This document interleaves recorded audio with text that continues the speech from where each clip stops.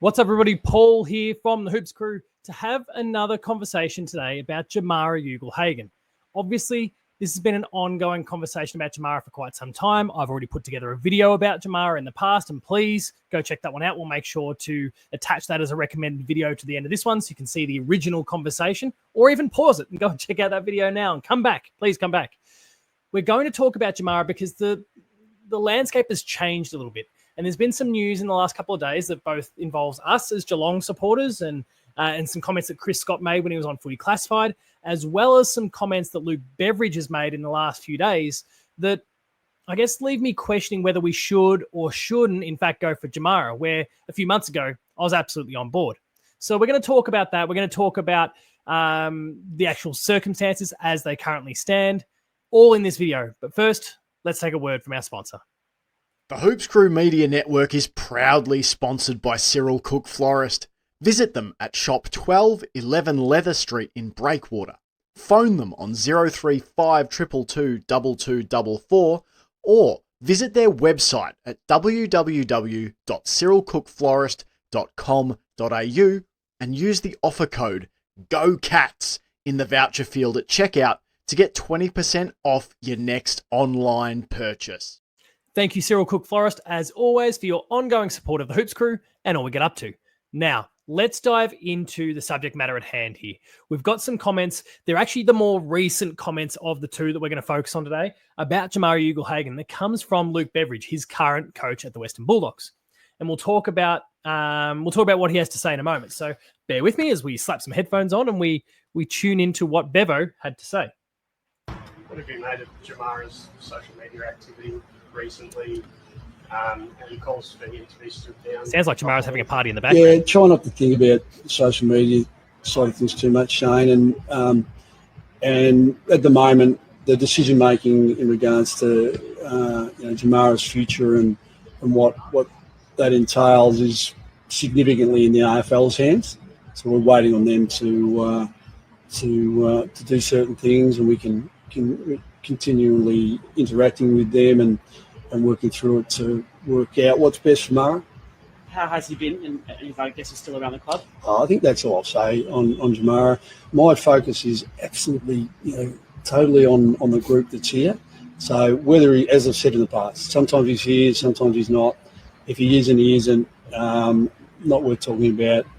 If he is, he joins in and we carry on. But because he's not currently available for selection, it's not at the forefront of my mind. And so that's what Bevo's had to say initially. And there's I guess, some more nuance to the whole situation because Chris Scott also, conveniently, timing-wise, spoke about Jamarra Ugle-Hagan and whether Geelong would or wouldn't go after him. And apologies, by the way, for this immense rain in the background. The skies have opened just as I've decided to start recording. It's not ideal.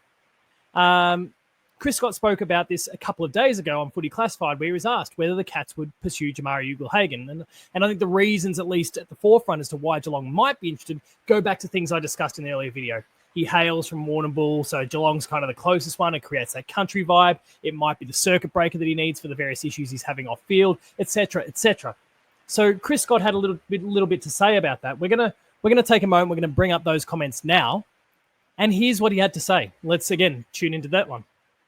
Would you be interested in Jamarra at the end of the year if he was available? I always give the same answer to this. We consider everything, and we're really open to having dangerous conversations. Yep. And I think we've got to the point now where if people want to criticise us for considering things, we'll wear that. Yeah. Now, just because we talk about it doesn't mean we're going to do it necessarily.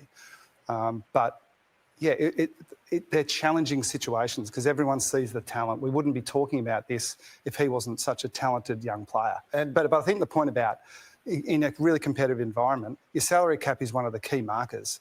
And so when you're paying someone a lot of money to not play, you kind of want them to be doing everything they can to get back on the park. Right.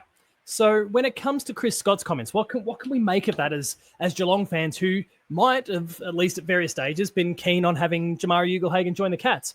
Look, I do see a lot of parallels between him and the Bailey Smith story. And of course, Bulldogs fans probably won't want the idea of having to transact with Geelong because we played kind of hardball on Bailey Smith. And certainly there's a section of the Dogs community and maybe even leadership at the club that believe that perhaps we dogged them, for want of a better phrase. We got him a little bit cheaper. And of course, he's proving his incredible value now for the Cats. But there's, I guess, maybe some hesitancy there lingering from that they might want to drive a harder bargain. But the problem with Jamarra is right now is that there's so many off-field behaviours that are diminishing his value week by week. And it makes it a lot harder for the Dogs to stand their ground and say, no, he's worth this. Because as Chris Scott says, you might be paying a bloke a lot of money to not play football. And it's not through injury, it's through irresponsible choices. And so there's certainly I guess on one hand, a scenario where we're talking about Jamarra coming to the Cats or any other club for that matter at a heavily discounted rate for someone whose potential is through the roof.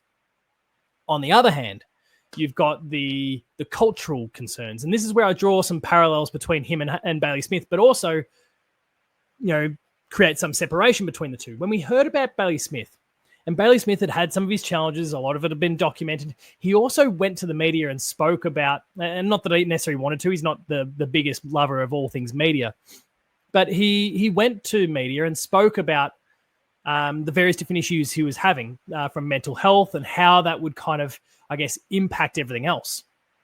And so he was proactive. You could tell that this was a guy who didn't want to necessarily be in the situation that he was in, but he was stuck in a loop that he couldn't get out of.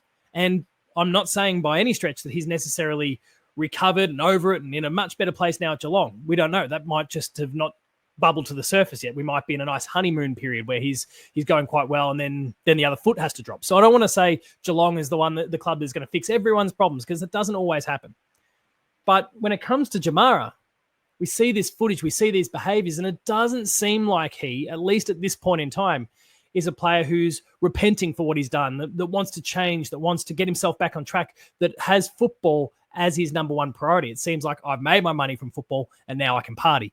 And it's not necessarily like, I don't care. It's kind of an I don't care attitude. And that, for me, is worrisome. Now, am I on board, I guess, with bringing Jamarra to the Cats in this current climate? And that's the whole core of this video is, do we want Jamarra? Right now, I'm still on the side of yes. But the reason I'm on the side of yes is going back to my other point there about his diminishing value. He's losing value week after week after week. And it's important to note that Bevo speaks about AFL intervention. So clearly there's some sort of conversation going on at the moment about the AFL intervening in this whole thing. And maybe he becomes like a delisted player.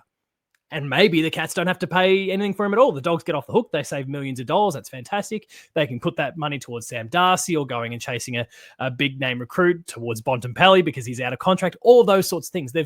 There's opportunities that they can explore with that money if that was the circumstance that plays out.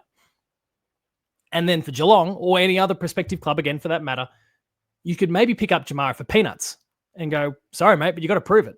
Like, we don't trust you.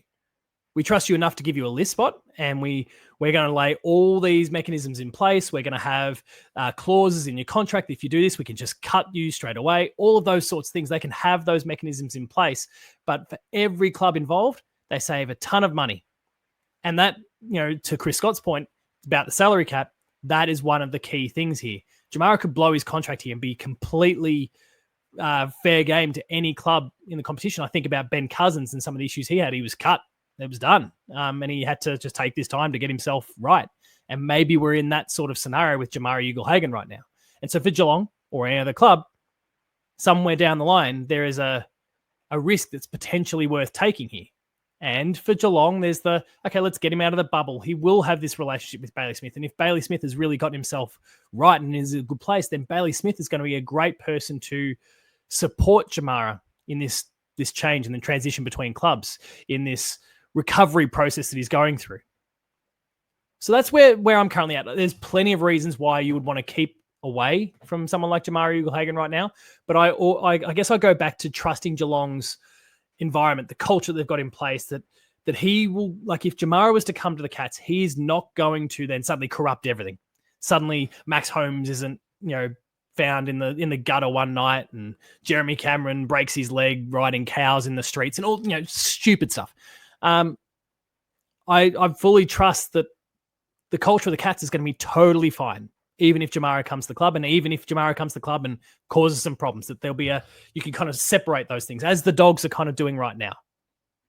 those are my thoughts on Jamarra Ugle-Hagan, an updated take on the Jamarra Ugle-Hagan situation. There are some complexities to it, and there's certainly a fascinating coincidence here with obviously the conversations going on between Bevo, the AFL, the Western Bulldogs, and Chris Scott. Very conveniently 24 hours, 48 hours, and I mean convenient, I don't mean convenient, conveniently 24 to 48 hours being asked about this and speaking very publicly and quite candidly about it, which I always appreciate from Scotty, by the way. I wish more AFL coaches were as forthright as he is.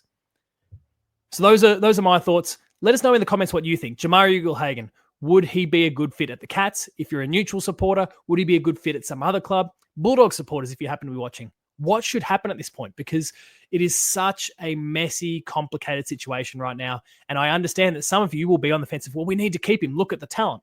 And then there'll be others on the other side that are going, look at the damage he's doing to our club, or the lack of interest he has in being a part of our club. Are we better off without him? And there's merit to both sides of the argument, which is why it's such a fascinating one right now.